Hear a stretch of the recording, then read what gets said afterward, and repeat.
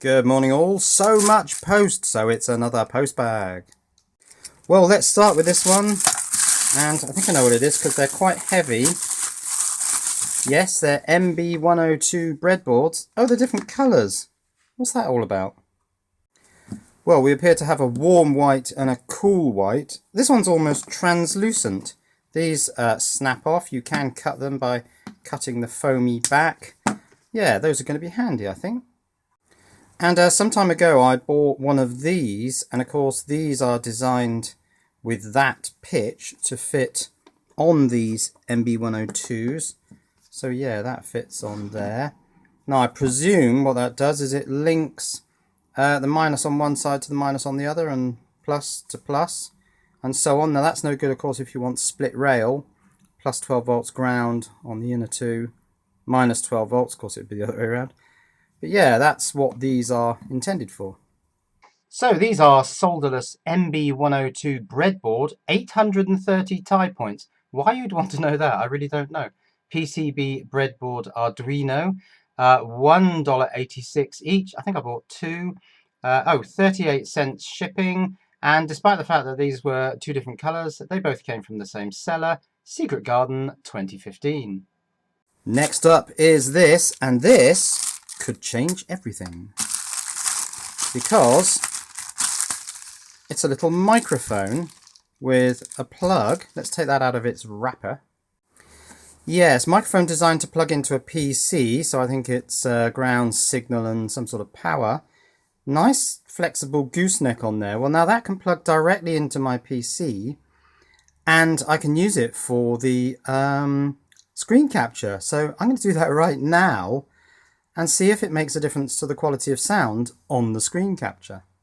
So this item is flexible 3.5mm jack mini microphone mic for PC, laptop, desktop, Skype, Yahoo, black. It's black in colour.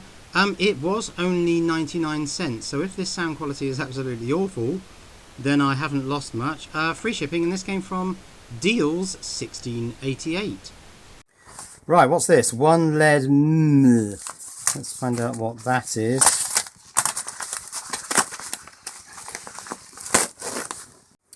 So this is another one of these multi-voltage power supplies. Now this one has 5 volts, minus 5 volts, 12 volts, minus 12 volts, 15 volts and minus 15 volts. So it would appear that it's ideal for audio applications, for op amps and that kind of thing. But it has a real weird selection of components on here. That, I mean, at first glance it looks like an inductor, but it appears to be a common mode choke. Sort of two inductors on a common ferrite, designed for suppression, I suppose. Doesn't look like it's part of some sort of switch mode converter. There is another inductor here, but what a mishmash of components. It's really odd. So here we've got a 79M05, so that's a minus 5 volt regulator. 79M12, that's the minus 12 volt regulator. Minus 15 I haven't quite worked out yet. LP2951 I believe is a 5 volt regulator in an 8-pin package. So why have they gone for that odd shaped thing for positive 5 volts? Now what are these two up here? This one appears to say 6206A, but it's got 33 at the end of it, and it's obviously connected to that 3.3 volt pin there. That's not routed out onto the main terminal blocks, but it is there. So that would appear to be a 3.3 volt regulator. This one is a 6118A, but it has a 50 at the end, so that would look at first glance like a 5 volt regulator, but I think I'm going to have to look that one up. 6118A. Well, if it's this, the CYT6118, then 6118A would be V out equals 3.3 volts. So why you'd need two 3.3 volt regulators, I don't know. I'm not sure whether it is this actually. And then over here we've got two of these 1054s. Now these are linear technologies, so I guess they're LT1054. So let's see what those are. Well, these are switched capacitor voltage converter with regulator, and applications are voltage inverter, so maybe these are generating the negative rails. You've also got voltage regulator, negative voltage doubler and positive voltage doubler. So these are a bit like a charge pump. It also says that it's pin compatible with the ICL 7660, which is quite an old voltage inverter. Right, it says at the top, in 2 volts to 15 volts. It's got to be center positive. If it's not much use to me anyway, so let's plug it in. Red light comes on. This is fun. Look, you plug it in, and that light comes on, and then you press the switch, and some more lights come on. That's really good. That, of course, begs the question, what does this switch do? And, well, for the moment, it doesn't seem to do anything really. Certainly doesn't change the status of the lights. So I don't really know. I think we're going to have to look at the eBay listing. So this one is high power simulation op-amp power supply module. 3 volts, plus or minus 5, plus or minus 12, plus or minus 15, 200 milliamps output. That's not that high power, is it? But it's quite versatile because it's got all these voltages. This one was $12.66, free shipping, and that came from Yanyeji 2016. Right, this image has a few clues. The switch seems to point to this, plus or minus 5 volts at 200 milliamps. These two Chinese, that little one there is 1.5 amps, something or other. That might be a switch mode controller. I didn't look at that one, did I? That's next to the inductor there. The rest, I'm afraid, is in Chinese. And down here it says, we do positive and negative power op-amp simulation experimental when some are unavoidable, but you will encounter some situations. Not really sure whether reading this... Oh, hang on, there's some stuff here on the currents. 3 volt, 300 milliamps, plus or minus 5 volt, 200 milliamps, plus or minus 12 volts, 120, and plus or minus 15, 100 milliamps. So that, I suppose, makes sense. Wide input supply, 2 to 16 volts. Be careful not to exceed 16, or it may permanently damage. Well, I should be okay because my solar system only goes up to 14.4. So yeah, this is certainly an odd one. If I turn off the switch, the negative voltage light goes out very quickly. The positive voltage LED stays on for a bit longer. Really weird looking circuit, completely asymmetric. But I like it. It's got something. Of course, we'll have to check what the outputs are like, how noisy they are and so forth, whether they're suitable for op-amps. Right, this one should be interesting. We were talking about these. These are these nylon sort of standoff legs.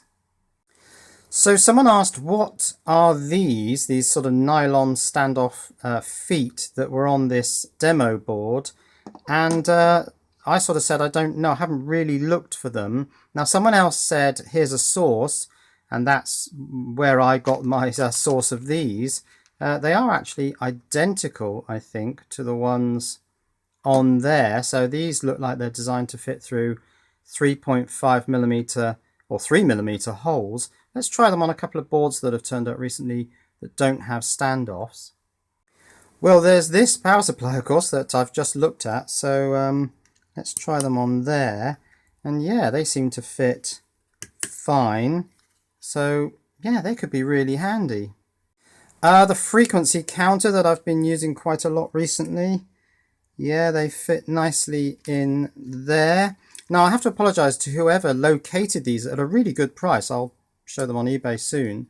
I can't remember who it was, and I can't even remember which video it was where we were discussing these, but that guy gave me the recommendation for where to get them, and yeah, they're absolutely perfect.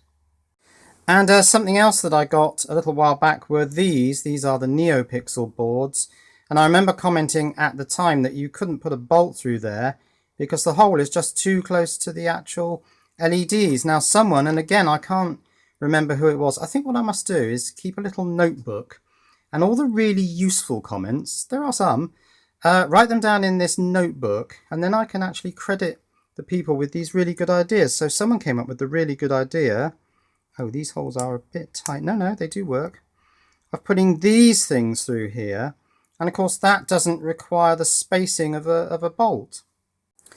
So that does fit in there quite well. I mean, it's a bit impractical because it doesn't really achieve anything with 2 feet in there. This thing will just fall over. But you can get these also with the little, what's that, the barb, I suppose it is, at both ends, so that you could attach this board to another board and therefore have it held. So yeah, that does work.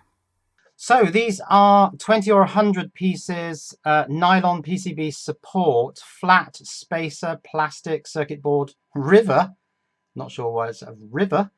Now what you want is the AL5 size.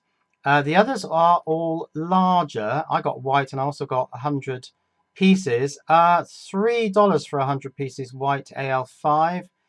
Free shipping, and they came from Top Pet Pop Seller. Yeah, so here's a picture of them, and they've got a diagram of the AL5, only the AL5, but it does say that it can accommodate up to 2 millimeters of PCB thickness.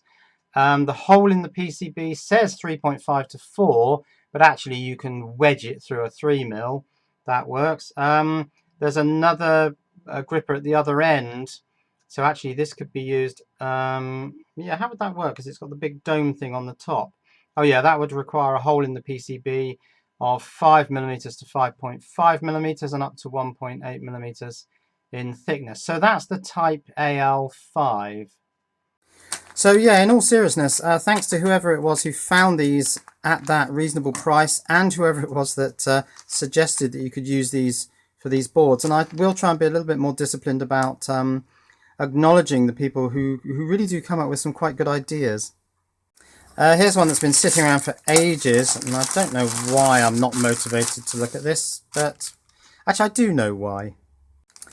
Yeah, so this is an ammeter kit. That screw was outside the bag, and there is another similar screw inside the bag. Interesting, wonder if they're all in there. This is the ICL, is it 7106? Let's have a closer look at that. No, it's an ICL 7107, so this is a big 40-pin chip. Most of the pins, I think, are for driving the LED segments. Where are they? Yeah, you've got 4 digits of 7-segment LEDs in here. And I suppose the reason that I'm not hugely excited about this is because I've just bought those INA219 current sensors, and I'm going to build my own little mini ammeters using Arduino Pro Minis. So this is just another ammeter, but I mean in itself it's an interesting kit. It also comes with the bezel hardware, so yeah, I'm not disinterested in it. It's just that I've got other ammeter ideas. And yeah, this is the ICL 7107 digital ammeter DIY kit, electronic learning kit, $5.99, free shipping, and this one came from Kanzizol. Yeah, so this runs off 5 volts, draws 35 milliamps. That's presumably to light all those LEDs. Yes, it did look like it originated with Banggood. The measurement range is 0 to 2 amps and with an accuracy of plus or minus 1 milliamp. And just because it's really big, let's have this really big one. I have no idea what's in here. It looks like there's lots of stuff. And typically I'd buy lots of stuff from Alice. So yeah, this is a whole mass of stuff from Alice, which I will go through, but I'm just interested in the envelope at the moment. So this didn't turn out particularly quickly. It was about 3 weeks, but it says tracked 48 with no signature. The return mail address is Southall. Underneath there's another sticker that says signed for, second class. So I don't really know what's going on here. I thought at first glance this had come from the UK, but I don't think it has because it's taken so long to get here. But I don't know what all this stuff is. It's all getting very complicated these days. So lots of stuff here. Let's start with this. This is solder wick, 1.5 meters of it, 2 millimeters wide. Been meaning to get this for a long time because I keep using the solder sucker and destroying things. So I will have a go with the solder wick, possibly in conjunction with some flux. So let's take a look at that one. Yeah, so it doesn't appear to be a whole load of this stuff, but if it is in fact 1.5 meters, then I guess that's fine. Yeah, I suppose it's quite expensive because that's copper, I would imagine. Let's take a look at that on eBay. So yes, this is 5 feet or 1.5 meters of 2 millimeter desoldering braid, solder remover wick cable repair, $1.95 free shipping, and of course that came from Alice 110 1983. Also in this package are some plastic tweezers of all different shapes and sizes. Those are like that. Those have got little sort of sticky out bits on the end. Those are very sharp pointed. They feel like they're probably anti-static. They might also be reasonably temperature resistant. I don't know. Take a look at the listing in a moment. Yeah, there's all sorts of different ends to these. Another one with flat ends, fairly broad flat ends. What's that one? Sort of paddle ends. And another one with slightly different width paddle ends. What do they say on them? Just a number. Are the numbers all different? Oh, that one doesn't have a number. Yeah, they are different. 93308, 93305. Let's take a look at those on eBay. Yeah, so these are 7 pieces, anti-static tweezer tool, straight bend plastic, heat resistant. Yes, so yes, they are anti-static and heat resistant. Well, only $1.11 for a set of 7, free shipping, and again that came from Alice. Right, we have lots of integrated circuits, so let's get in close on each of these. Right, these are LM1458 dual op amps. These are for the vocoder. Now, I previously bought RC4558s, which are low noise, but I'm kind of going along the thought of being a bit more purist and using the actual original specified op amp, which was 1458. So I've bought these for the vocoder. These also for the vocoder. I wasn't sure I had enough of these just standard 741 op amps, single op amp those are. These also for the vocoder. These are TL082 dual op amps with FET inputs. Now, I had bought TL072, and I have read that the TL072 and the TL082 are identical. But again, I want to be absolutely purist. These are so cheap, these chips. Well, I think they are. So I've actually got the exact correct item, the TL082. And while I was at it, I thought I'd get some of these 7555s. These are the CMOS 555 timers. They are quite a lot more expensive than the normal bipolar 555, but I think Alice had a reasonable price. So let's take a look at all these on eBay. So we've got 20 pieces LM1458 dual operational amplifier, and that costs $2.16 free shipping. Also 20 pieces operational amplifier 741 or UA741 CN in a DIP 8 package. $1.90 for 20 pieces, free shipping. 20 pieces TL082, which is a JFET input operational amplifier, dual JFET input op amp, $2.39 for that, free shipping. And 10 pieces ICM 7555 IPA 8-pin chip, OSC mono timing 1 MHz, good. Well, it's the CMOS version of the 7555. Yes, it does run faster than the bipolar 555 timer. Oh, timing, they've said. So yeah, $3.45 for 10. So they are a lot more expensive than the bipolar ones, which are 10 a penny, really. Again, free shipping from Alice 110 1983. And finally, 14 of these, which are these little 5 LED VU meters, or audio level meters. Whether they're actually VU, don't even know whether they're logarithmic actually. I assume they must be if they're for audio applications.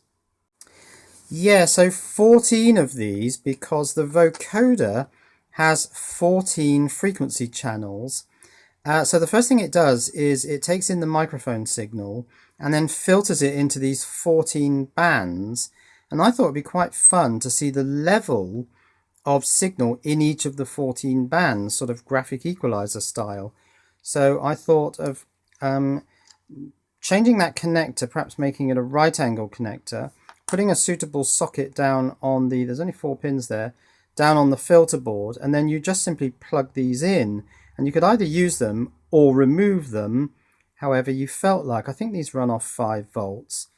So yeah, these would all be stacked up side by side on the filter boards, and it would look, if you look at it end on, like a graphic equalizer. Actually, of course, the reds would be at the top, wouldn't they? Oh, that's a pain. If the red is at the top, the connector is also at the top, and I really wanted the connector to be at the bottom because I wanted this thing to sit on top of the filter board, plug in, and then you can see these things moving up and down. Would it look okay for them to work backwards and the bar graphs bounce downwards for increasing level? Oh, that's a bit of a nuisance, isn't it? And these things have this interesting single inline IC. So it's a sort of almost a standard IC package, but it only has legs coming out of one side. It's called a KA something. Let's take a look at the eBay listing for these. Yeah, so this item is 2 pieces KA2284 power level indicator, battery pro audio level it says, but it also says battery. So are these linear or are they log? Indicator module, not sure what AL means. Only $1.85 for 2 little boards. Free shipping. These came from Alice. Let's take a look at some of the data below. Well, not a lot here. It just says the chip is a KA2284. Supply voltage is 3.5 to 12 volts. So I can run these off the 5 volt supply in the vocoder. The magnitude of the level can be adjusted. Yeah, there was a pot on the board. AC and DC signals can be controlled by jumper. Let's actually look at the datasheet for this 2284 chip. So here it is, the KA2284, a 5-dot dual LED level meter driver. Dual LED? Dual LED level, I'm not sure what that means.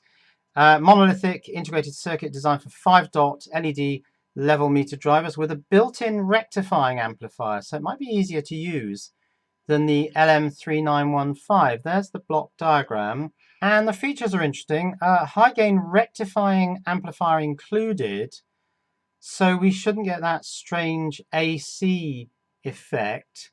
It does actually say that you can use it for AC or DC, and I've got a feeling that's what the little jumper link on the board is for.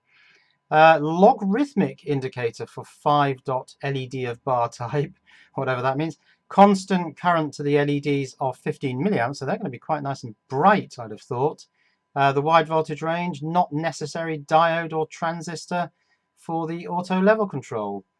Just looks very interesting. And so these are today's Postbag items. Now, things will pop up here. Other videos you can watch, subscribe. But I wanted to say a big thanks, particularly to Patreon patrons, the people who donate money, who make this Postbag type of video possible. Currently, I can see from my Patreon page that 211 people are donating and a total of $368 per month. So on average, it's about $1.50 each. So again, huge thanks to the people who donate via Patreon. Cheerio.